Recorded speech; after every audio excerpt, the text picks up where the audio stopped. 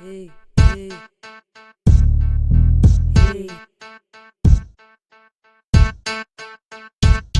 Cum te cheamă când te strică, dacă îmi vorbesc pe la spate? Cum se poartă să te atingă când văd că nu dai dreptate? Cine alergă să te prindă când vede că mergi departe? Cine vrea să depășească doar să-ți ia din tot o parte? N-am răspuns la întrebări, că am fost și eu un pic din toate. Tot ce fac e să distrug, dar sigur celeritate. Am în acte și o să ai parte de mult sub jumate. Că să aici să mă prefac că fac parte din subjugate. Bagă carte că am eu parte de viziuni, cum să apăr fapte cu morală și un discurs de deputat în curs de moarte. Și de simt că nu mă ascult, fac focus pe tonalitate. Că-s ceva mai agresivă când simt că-s minoritate. Nu iau grade doar de dragul de a fi și imunitate, dar respectul mă cunună ca pe un fel de entitate care bagă zi și noapte spre acte de caritate. Însă tu ce marginal unde sclavia ai libertate. M-aș opri să schimb registru, dar n-am zis de claritate. Și cum pe asta chiar nu am printre toate cele dictate. Era culmea din pom să fie chiar toate picate. Să nu lupt să învăț nimic, să fie ele așezate. Am declarat ca doar respecte, crede-mă-i banalitate. Că se învârt în capul meu o sumedenie de citate luate de pe aici pe acolo și nu-s deloc finisate. Când exprimă că fac rău fără